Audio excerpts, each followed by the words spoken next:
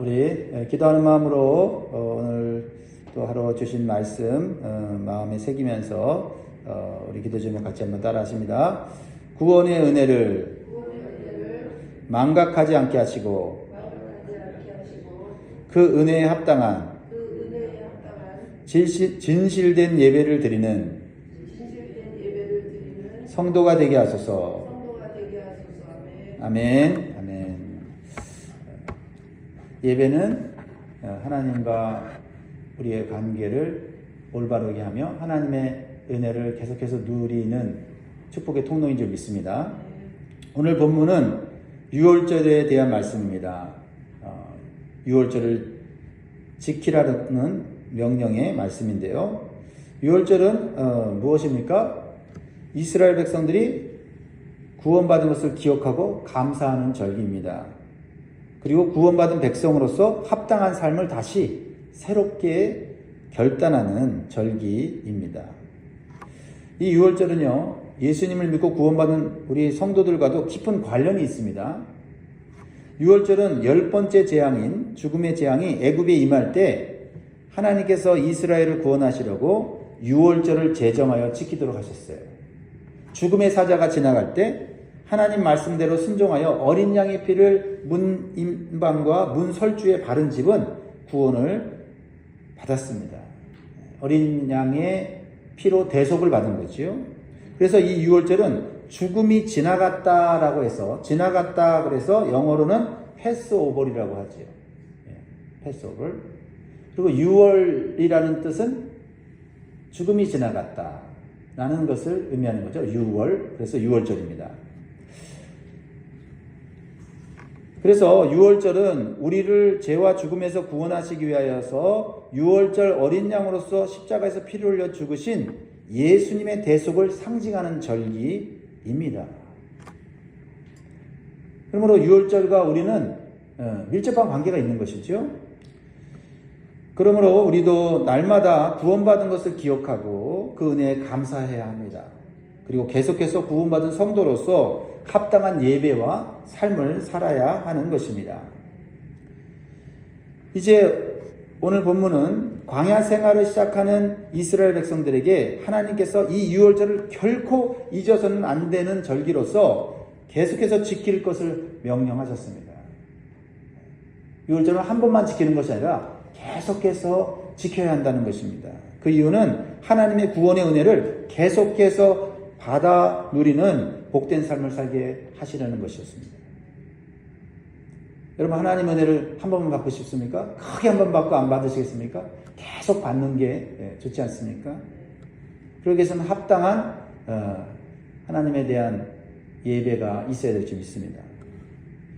그래서 첫 번째 유월절은 애굽 땅에서 드려졌지만 두 번째 유월절은 광야에서 드리는 모습을 보여주고 있어요. 1절, 2절, 3절을 보면 애굽 땅에서 나온 다음에 첫째 달에 여호와께서 시내 광야에서 모세에게 말씀하여 이르시되 이스라엘 자손에게 유월절을 그 정한 기일에 지키게 하라. 그 정한 기일 곧 이달 14째 날 해질 때에 너희는 그것을 지키되 그 모든 율례와 그 모든 규례대로 지킬지니라.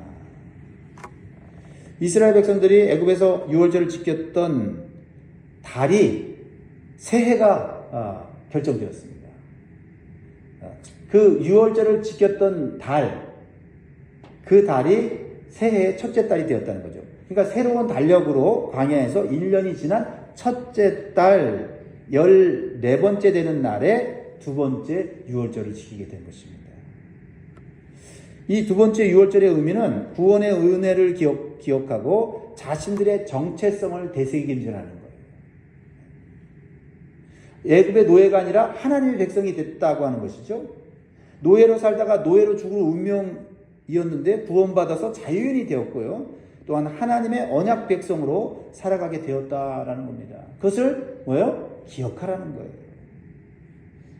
그것을 감사하라는 것입니다.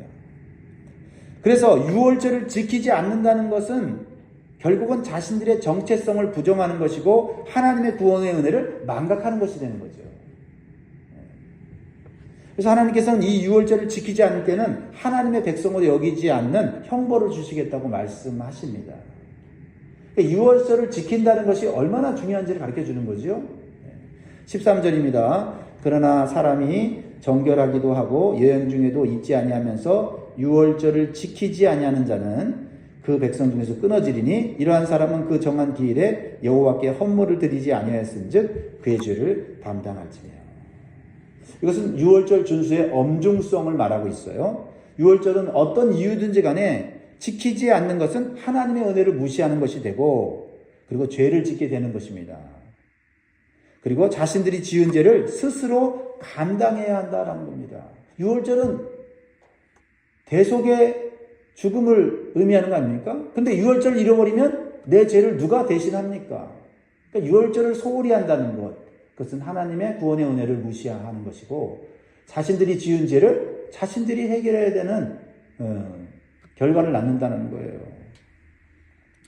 그러므로 우리는 유월절과 연결된 부활절을 기억하고 잘 준비해야 합니다.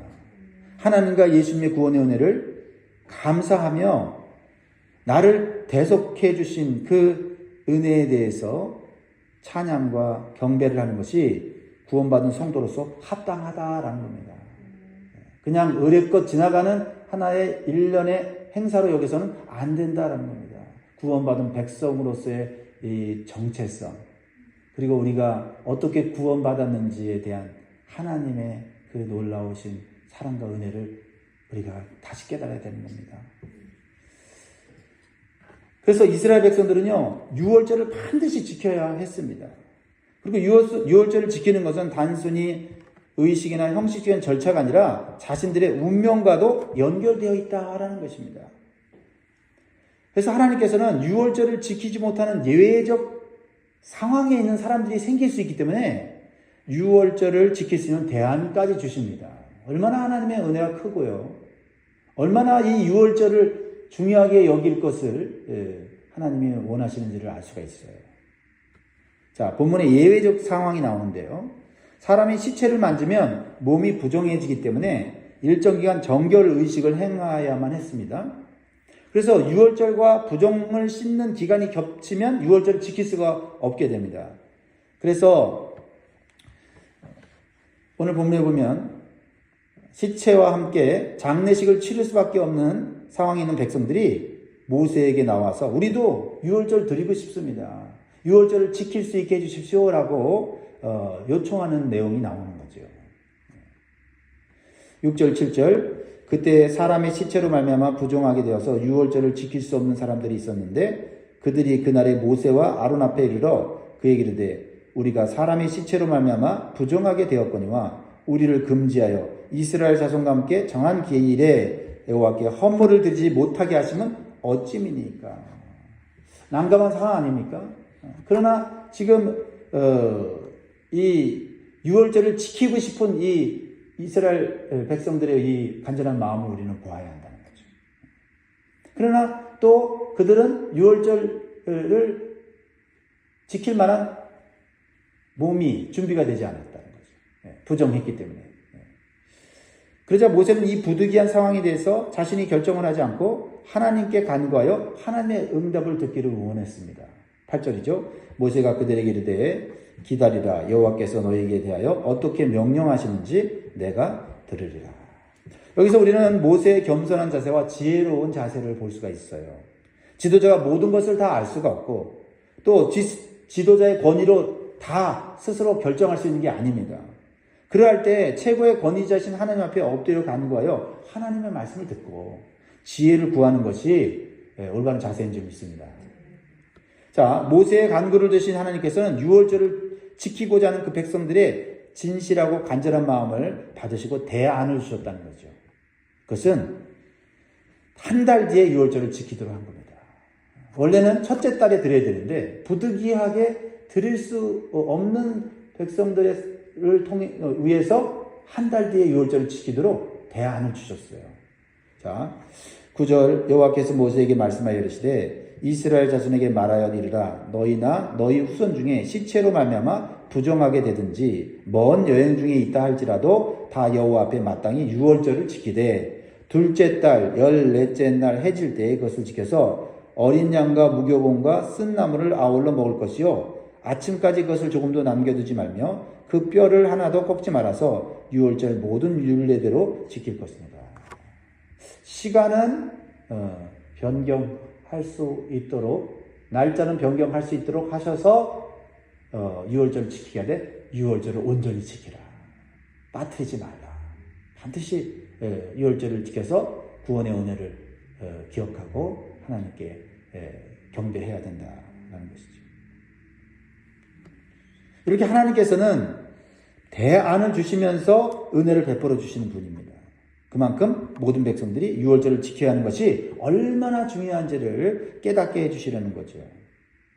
그렇습니다. 하나님께서는 형식적으로가 아니라 진실되고 간절한 마음으로 하나님을 예배하고자 하는 자들에게 문제를 해결할 수 있는 대안과 지혜를 주시는 점이 있습니다. 하나님에 대한 올바른 자세, 하나님의 은혜에 대한 올바른 감사, 이것이 우리에게 있어야 합니다. 그러나 하나님께서는 자기의 편리대로 예배하는 자의 예배를 받지 않으신다고 말씀하셨어요. 하나님께서 대안으로 주신 두 번째 달의 유월절을 자기 편리대로 이용하는 자들에게는 경고를 하십니다. 첫째 달 유월절을 지키라고 하나님 말씀하셨는데, 부득이한 경우는 두 번째 달의 유월절을 지키라고 말씀하셨지만 그것을 이용해서는 안 된다는 거죠. 13절 다시 봅니다. 그러나 사람이 정결하기도 하고 여행 중에도 잊지 아니하면서 유월절을 지키지 아니하는 자는 그 백성 중에서 끊어지리니 이러한 사람은 그 정한 기일에 여호와께 헌물을 드리지 아니하였은즉 그의 죄를 담당할지며. 그러니까 첫 번째 달에 유월절을 드릴 수 있는 상황이 됩니다. 그런데 상황이 됨에도 불구하고 드리지 않는 사람들은 유월절을 통해 주신 하나님의 구원의 은혜를 망각하는 것이다라는 거죠. 그리고 하나님의 백성으로서의 의무를 소홀히 여기나 우습게 여기는 거라는 거죠. 그리고 유월절을 중요하지도 않은 그런 형식적인 절차라고 생각을 하는 자세를 갖고 있었다는 거죠. 그래서 하나님께서 첫째 달 유월절을 지킬 수 있으면서 둘째 달 유월절을 지키면 되지 하는 아니라고 게으른 태도에 대해서는 하나님께서 그 은혜를 끊어버리시겠다고 말씀하면서 경고하신다는 거죠. 하나님은 속지 않으십니다. 이러한 말씀을 통해서 우리의 예배의 모습과 자세를 살펴볼 수 있어야 합니다.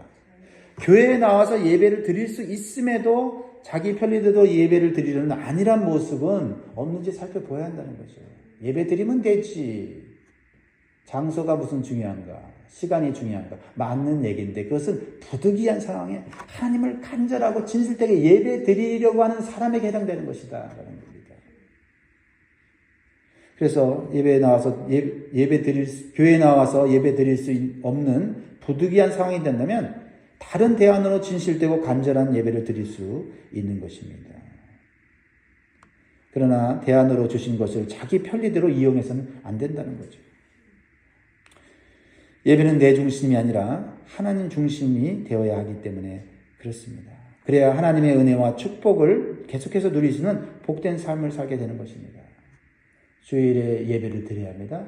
주일에 예배를 드릴 수 없는 부득이한 상황이 된다면 정말 안타깝고 간절한 심정으로 주중에 나와서 예배를 드리는 모습을 보여줘야 되는 것이죠.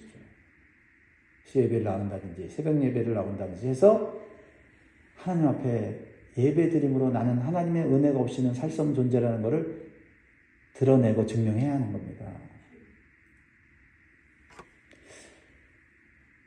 이스라엘 백성들이 광야에서 두 번째 유월절의 또 다른 의미로서 주신 것은 뭐냐면 제사장적 사명을 감당하는 거예요. 무슨 말입니까? 유월절은 이스라엘 백성들에게만 주신 것이 아니라 하나님의 구원의 은혜에 동참하기를 원하는 이방인들도, 즉 타국인들도 참여할 수 있었다라는 것입니다. 14절 같이 읽습니다. 시작. 만일 타국인이 너희 중에 거류하여 여호와 앞에 유월절을 지키고자 하면 유월절 율례대로 그 규례를 따라서 행할지니 거류민에게나 본토인에게나 그 율례는 동일할 것입니다. 하나님께서 유월절을 지키도록 하신 것은 이스라엘 백성들을 애굽의 압제에서 하나님의 놀라운 능력과 기적으로 하신 것을 모든 민족이 알게 하라는 거죠. 사실 애굽에 내리는 10가지 재앙은요, 그것은 온 세상이 하나님을 대적하고 강팍한 마음을 가진 이 바로 왕을 심판하심으로써 이 세상 가장 강력한 권세보다 하나님의 권세가 크다는 것. 하나님 외에는 다른 신이 없다는 것을 보여주는 재앙이 바로 10가지 재앙이었다는 것입니다. 그래서 오직 하나님만이 참신이시고 그리고 이스라엘만의 하나님이 아니라 온 세상의 하나님이신 것을 선포하신 거예요. 그래서 헛된 신이 우상을 버리고 살아계신 하나님 앞에 나와 예배하는 것이 구원받는 길이고 영원히 복된 삶인 것을 깨닫게 하시려는 것이었다는 겁니다. 그러니까 이스라엘 백성들이 유월절을 지킨 것은 자기만의 절기를 지킨 것이 아니라 그 절기를 통해서 하나님이 어떤 분이신지를 온 세상에 선포해야 하는, 그리고 그 하나님을 믿고 모든 민족이 하나님의 백성이 되게 하는 제사정적 사명을 이 이스라엘이 받았다라는 것입니다. 사랑하는 성도 여러분, 예수님의 십자가의 은혜로 구원받은 우리도 이러한 제사장적인 사명이 있는 것이죠. 우리만 구원받고 끝나는 것이 아니다는 겁니다. 하나님, 우리의 하나님만이 아니라 온 세상의 하나님이시고 예수님은 온 세상의 구원자이심을 우리의 신앙과 삶을 통해서 예배를 통하여 선포해야 한다라는 것입니다.